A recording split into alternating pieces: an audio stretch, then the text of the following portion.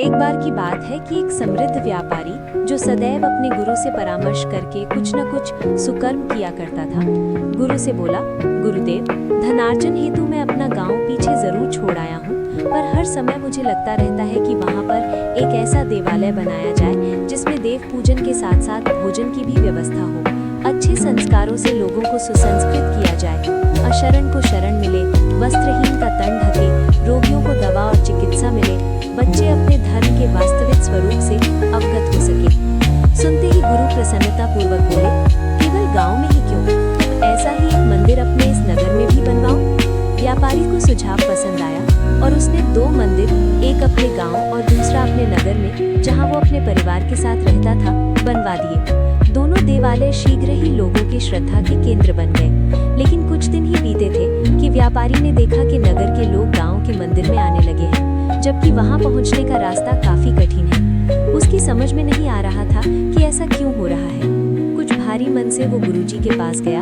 और सारा वृत्तांत कह सुनाया। गुरुजी ने कुछ विचार किया और फिर उसे ये परामर्श दिया कि वो गांव के मंदिर के पुजारी को नगर के मंदिर में सेवा के लिए बुला ले। उसने ऐसा ही किया। नगर के पुजारी को गांव और गांव के पुजारी को नगर में सेवा पर नियुक्त कर दिया।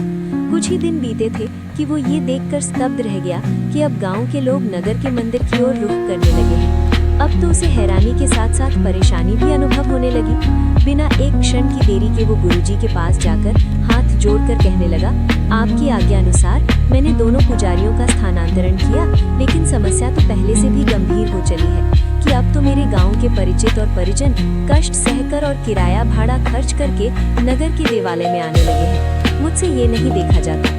व्यापारी की बात सुनते ही गुरुजी सारी बात समझ गए और बोले, हैरानी और परेशानी छोड़ो।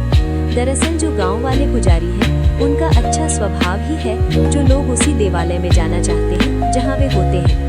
उनका लोगों से निस्वार्थ प्रेम, उनके दुख से दुखी होना, उनके सुख में प्रसन्न होना, उनसे मित्रता का व्यवहार करना ही लोगों को उनकी ओर आकर्षित करता है और लोग स्वतः ही उनकी ओर खींचे चले आते हैं। अब सारी बात व्यापारी की समझ में आ चुकी थी। मित्रों, हमें भी ये बात अच्छे से समझनी चाहिए कि हमारा व्यक्तित्व हमारे बाहरी रंग रूप से नहीं, हमारे व्यवहार से निर्धारित होता है। बिल्कुल एक समान ज्ञान और वेशभूषा वाले 2 पुजारियों में लोग कष्ट सहकर भी उसी के पास गए जो अधिक संवेदनशील और व्यवहारी था। इसी तरह हम चाहे जिस कार्य क्षेत्र से जुड़े हों, हमारी सफलता में हमारे व्यवहार का बहुत बड़ा योगदान होता है।